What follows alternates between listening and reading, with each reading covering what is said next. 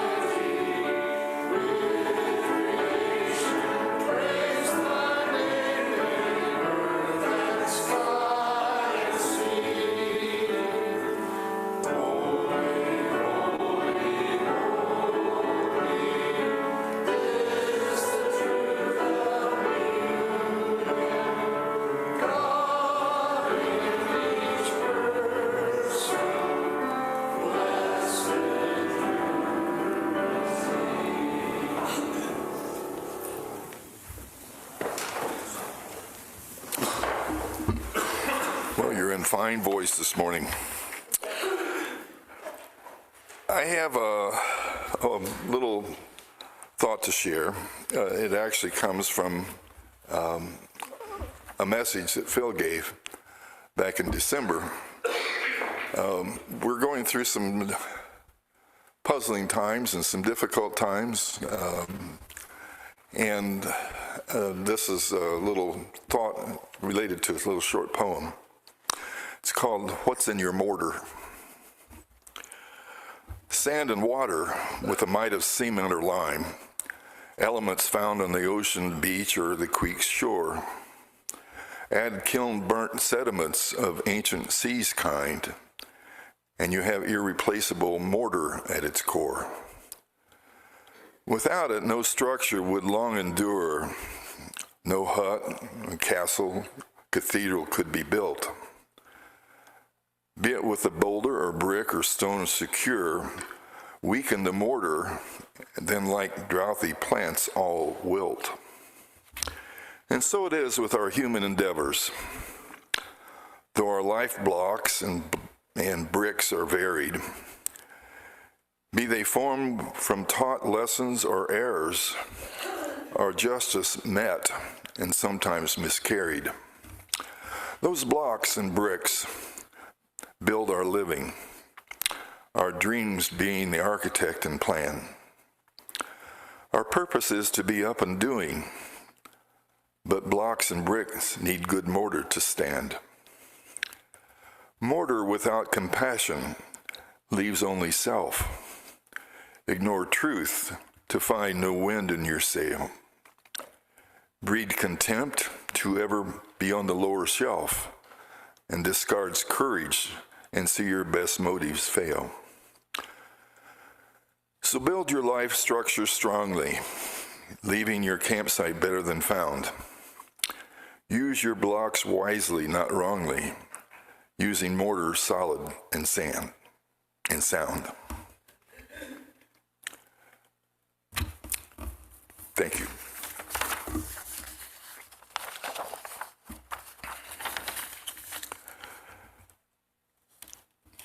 We'll reflect on that a little bit. Yesterday, I'm going beyond my 2 minutes. Yesterday, we went to a funeral for JB's mother, 95, and JB made a real poignant eulogy. And it was an interesting thought that his mother must have been a very strong woman. She had to be, had 4 sons. And JB being one, and he's, I think, the oldest. But one of the things he talked about his mother was that she had a very strong woman, but she always said, I guess one of the bricks in his mortar was when something came up, she always said, it's the right thing to do. Well, I think the right thing to do is where we are right now. And I'm glad that you're all with us, and I hope that during our service today, we come to the better realization that this is the right thing to do. We'll now have our period of community sharing, and we'll begin with announcements, and we'll begin with Zoom. Do we have any announcements from our Zoom friends? I see a hand waving. Is that Teresa? Yes. Yes. This is Teresa Minton. I'm the Family Promise Coordinator, and Family Promise is an event where we provide meals and food for the homeless within Hendricks County. And the last week of March is our support week for the homeless shelter. We provide the meals all that week, and I have hung a schedule for anyone to sign up. It is between the kitchen and the church. Is hung on the Family Promise board there within the meeting house. We do have a baby shower on Sunday night after the meal. So if anybody would like, there's a mother who's expecting a baby next month. We don't want to bombard her with too many things, but we do want to celebrate that she's in a very difficult situation, being homeless and a baby on the way that prevents her from job hunting. I mean, it's just adds to what she's got to, I don't want to say overcome, but yeah, she's got a situation there that she's working on with her counselors. So anyway, anybody can sign up, and I always want to appreciate everyone for their involvement. There's also a volunteer appreciation pancake breakfast, and what's happening is, because they've lost some funding, different churches and organizations are having meals or events trying to help fundraise for Family Promise in the Stabilities Builder Network, where they're trying to prevent the homelessness. Anyway, that is also scheduled or hanging on the bulletin board between the cafeteria and the meeting. I want to thank everyone for your continued support of the Family Promise program. Thank you, Teresa, and thank you very much for the coordination and keeping us informed and keeping us involved. Appreciate that. Do we have any other announcements from the Zoom? Do we have announcements from the meeting?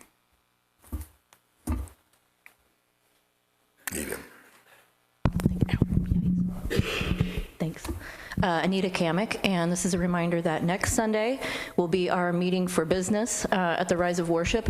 And also, just a heads up for April, our normal time falls on Easter Sunday, so we're going to scooch up meeting for business next month to the 13th instead of the 20th.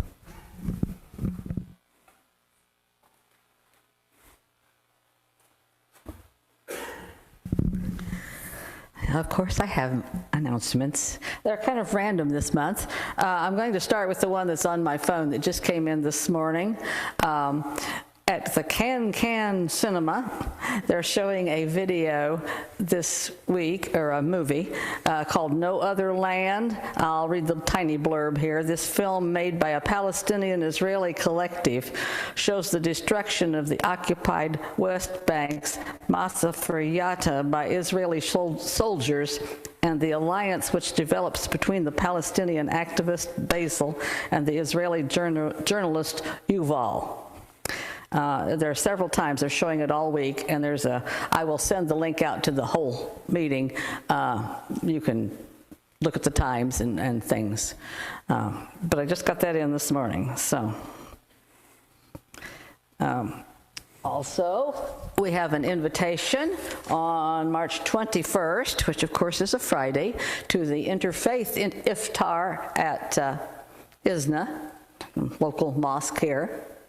If you've never been, you have really missed it. If you have been, you know you want to go back. It's good eating, it's good fellowship, it's a wonderful thing. It's March 21st, 6:30 to 9, and it will take the whole time because they have their evening prayer, and then they break their fast, and then you get to go eat this magnificent feast and visit. So I will put that up on the bulletin board and also send that out to everybody. And the last thing is we have a new piece of paper to go with. We had already from the African American Community Center. We already had a list of things they needed and could use. We now have some codes to give money directly, easily, if you operate that way. That's not easy for me, but it's easy for a lot of people. So I will leave that on the table because I'm out of bulletin board space. Thank you, Ann, and I think we need to talk to the trustees and get a bigger bulletin board. Any other announcements? Yes.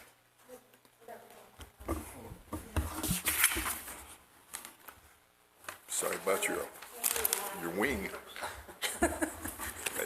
Hi, my name is Linda Lynn. I have an announcement on behalf of the Peace and Social Justice Committee of Fairfield Friends meeting. We plan to offer on a monthly basis thoughts about diversity, equity, and inclusion, DEI. Hopefully, this will lead to discernment, conversations, and understanding. What is DEI? Why does it matter?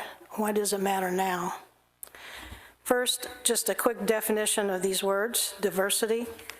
Those many dimensions and differences of human identity. The list is long, very long. Goes beyond, way beyond just age, race, gender identity. Equity, meaning persons have what they need to succeed via a fair share of resources and access to opportunities. And inclusion, welcoming, supporting, and valuing each person to ensure that none are excluded from belonging and participating with dignity. It isn't just inviting someone to sit at the table, it's believing they belong there. DEI is not a law. The term hasn't even been around that long. I personally view DEI as the Google map of how to reach coordinates enshrined in our founding documents: equality, justice, individual freedom, and how to reach coordinates mandated by laws after the many struggles for civil rights, voting, and anti-discrimination, gender identification, disabled, elderly, women, those with mental illness, and many more. This is the map feature used by all of our institutions, businesses, and healthcare. The map shows how to get from here to the destination of the promise of fair treatment and full participation in this experiment we call the United States of America. You may ask, how does this pertain to me? When you use a ramp or a sidewalk curb cut, thank DEI. If you've taken advantage of family restrooms or changing tables in men's restrooms, then thank DEI. If you've taken parental leave with time and pay, thank DEI. When you use subtitles and captions on your TV and phone, thank DEI. When you walk down that hallway out there to the restrooms that are handicapped accessible, thank DEI. If you ever are in need of an extension seatbelt on the airplane, thank DEI. DEI is under attack. This matters. We have young geniuses setting up algorithms to search records and delete anything related to diversity, equity, and inclusion. This matters. It matters locally. A grant for an Indianapolis beautification program, planting trees, is now on hold, likely due that in its application, they used the term biodiversity. This week, thousands of military references and stories on the web were designated for deletion due to disallowed words. Among those, a highly decorated soldier with the last name of Gay, and a military aircraft, the Enola Gay. Friends, we know that taking away a compass or a roadmap does not delete the destination. We look forward to sharing more and generating conversations and actions. Thank you.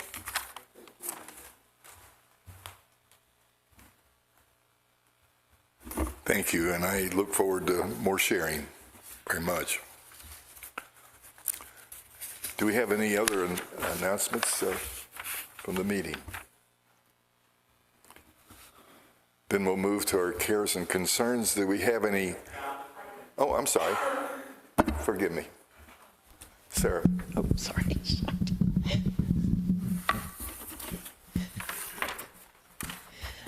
I just shocked him when he handed me the mic. So, anyhow, I'm coming up here so I can see people. I've just spent the last 2.5 days clerking Friends United meeting board meetings in Richmond. And if you're not familiar with Friends United meeting, we are a member of that group because we belong to Western Yearly Meeting, and Western Yearly Meeting is a member of Friends United meeting. And Friends United meeting has a lot of really important work that they do. But 2 things right now have been totally impacted by the discontinuation of the ASHA grants, which are a part of the USAID. An ASHA grant is American Hospitals and Schools Abroad. And one of them is the Ramallah Friends School, which there is more information about that, which I can bring out later, because they were just in the middle of receiving funds from an ASHA grant to build a multi-purpose building on the lower campus, which is the grade school. And they had already started work on the ground and had been assured this money was coming, and then all of a sudden it's cut off. So they have expenses that they need to pay the people who had started the groundwork, and that's about a $300,000 deficit for them. But there are some fundraising initiatives that will probably be going forward with that. The other one, which is almost worse, is Gulley Friends Hospital is a small hospital in the west central area of Kenya. It's an extremely populated region, and it's a place where you cannot drive down the road for a half mile without seeing Friends Church, Friends School, friends, whatever. I mean, you're just like overwhelmed by how many friends things are there. Well, anyhow, Gulley Hospital has been there for a long time. And when Dinah and I were there in 2002, they were just starting a CCC clinic, and it's comprehensive care clinic. And at that point, it was directed towards AIDS treatment. And it was funded by an ASHA grant. And since then, that clinic has continued to be funded by ASHA grants. And when the grant was just stopped, the 2,000 patients that clinic has been seeing are like cut off, or would be if staff were not volunteering their services. Nurses, doctors, social workers are volunteering to keep that clinic going. And they do have an issue with trying to find medications. And since that 2002, it's expanded to malaria and TB, as well as HIV. So that clinic is in real need of funding. And maybe I'll send the information out.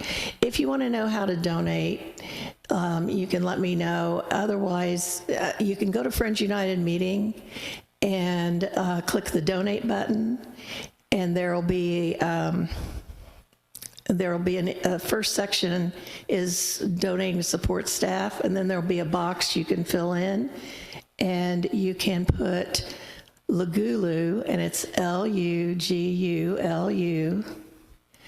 and you can just put that, or you can put CCC, and the money will go to the right place. So they are really in desperate needs of funding right now. Thank you.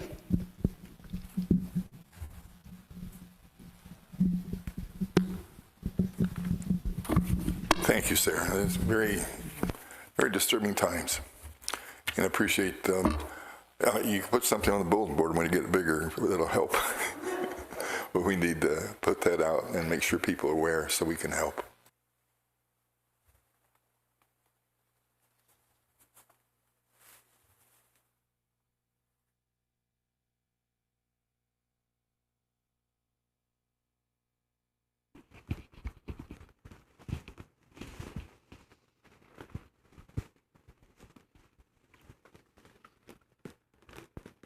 Oh God, in this changing world, in these changing times, let us be mindful of the things that never change. That it is always better to love than to hate. That it is always better to offer meaningful work than to take work away from others. That it is better always, oh God, to share, to be generous, to extend ourselves, than it is to be miserly and greedy and self-absorbed.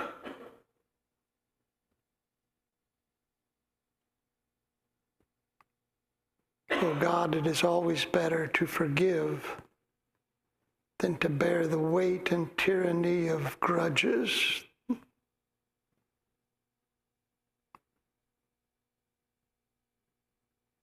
It is better to support and uplift rather than demean and destroy. So, oh God, in these times, help us remember the things that ought never change, that are as true today as they have always been and will be true tomorrow also. Help us hold on to the good, to remember and celebrate the beautiful in these changing times. This is our prayer. Amen. Well, Don, I saw that you wrote that poem that you just read. My gosh, that's nice. I might just cross out your name and write my name underneath that. That's very nice. Well, been thinking about something this week. About my dad and the job he did, the work he did. About a year after I was born, my father was hired by Johnson Wax as a salesman, visiting grocery stores up and down the state of Indiana, peddling his wares, which were mostly Raid bug spray and Pledge furniture polish. And then in 1970, the shaving cream world was rocked when Johnson Wax invented Edge shaving cream, which Dad told me was going to be huge. That if a man used it just once, he'd be hooked for life. He gave nearly every man in Danville a free can of Edge, like a drug dealer, passing out free samples of crystal meth. That was my dad. I'd be with him, and he had a station wagon with cases of Edge in the back, and he'd call me B. That was my family nickname. B, go get a can of Edge for Mr. Smith. And I'd run and get a can of Edge for Mr. Smith. As a result of the free shaving cream, my father became well-liked, parlaying his popularity into a seat on the Danville Town Board. This was in 1970, which turned out to be a banner year for our family. Dad won a sales contest for Edge shaving cream and was awarded a free color television, our first one ever. Then was elected to the Danville Town Board, and we moved to a new house. Unfortunately, having so much success in such a short period of time went to my father's head. And he began boasting about all the things he would accomplish for the town. It was kind of a Make Danville Great Again campaign without the racism, sexism, and xenophobia.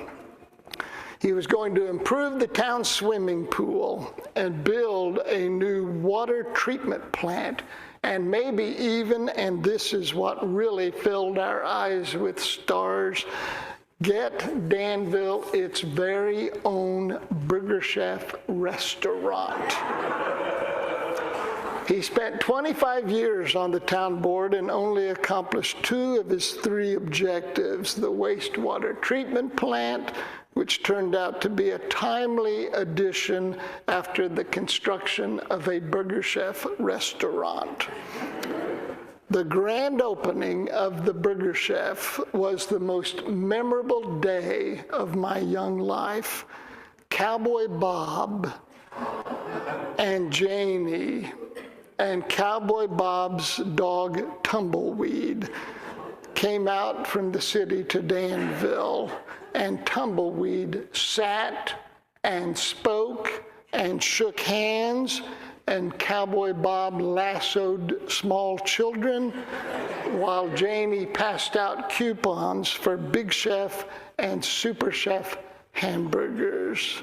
I stood next to my father amidst all this glory, soaking it all in, and looked up to see him radiant with joy at what he had accomplished.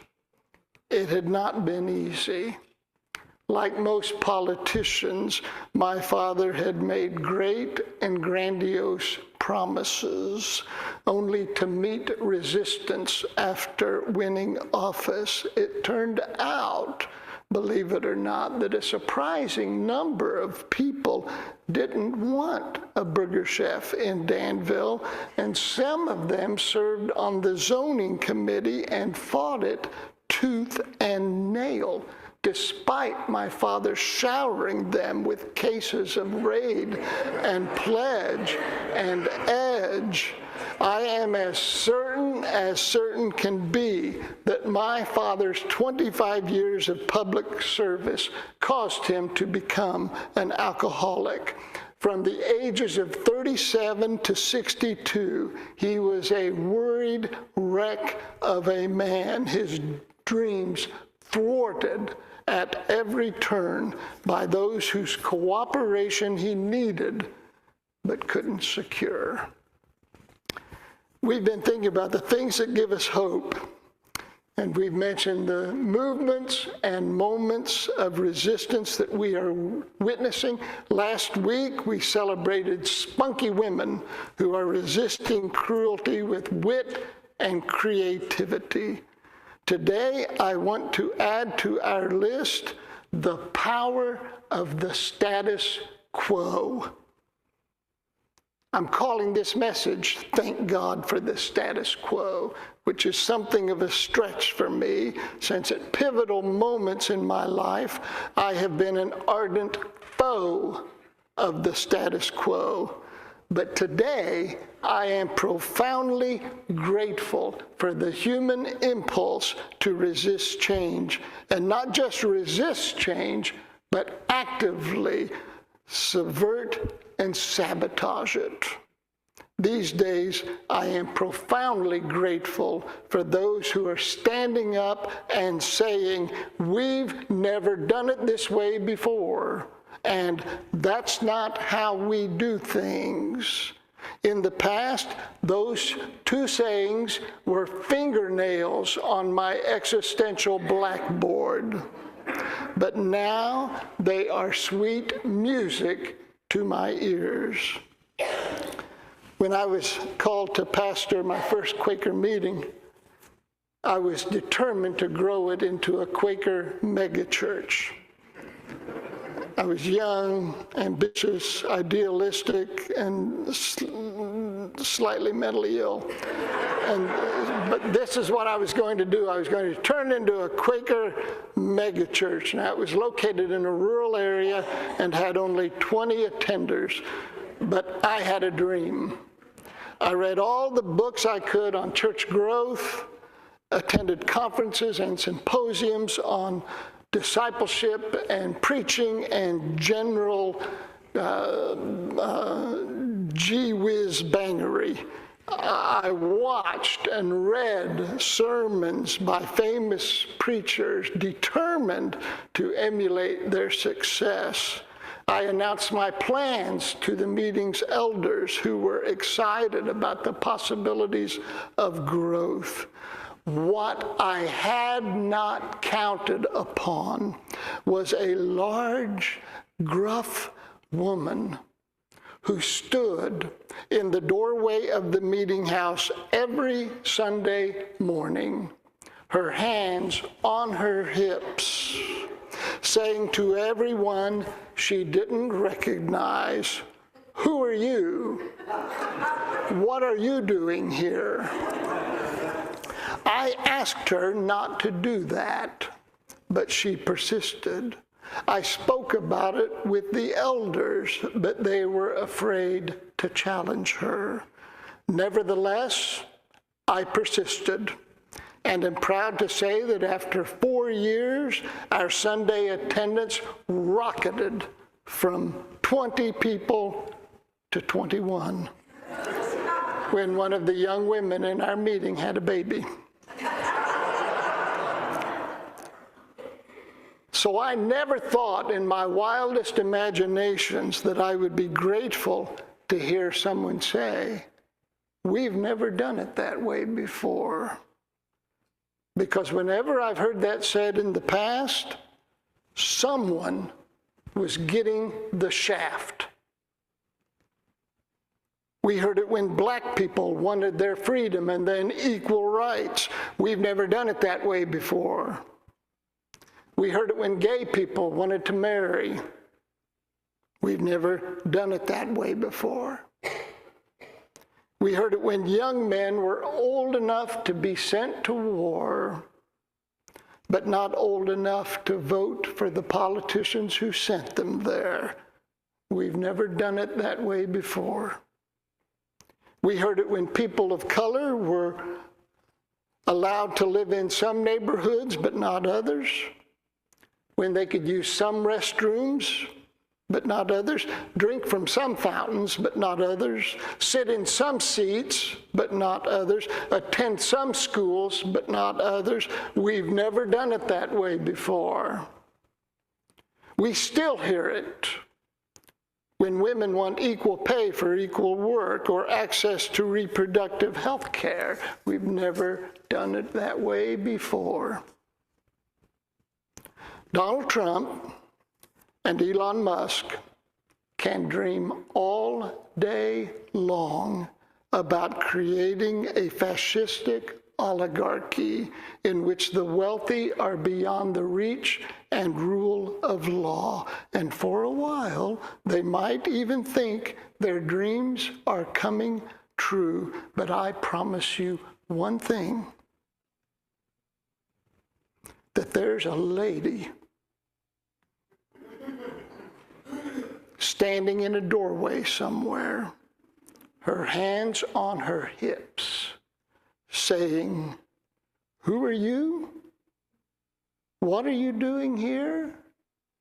And not just that one lady, there are others standing in doorways too. There are judges who treasure the rule of law. There are soldiers who remember their oath to support and defend the Constitution of the United States against all enemies, foreign and domestic.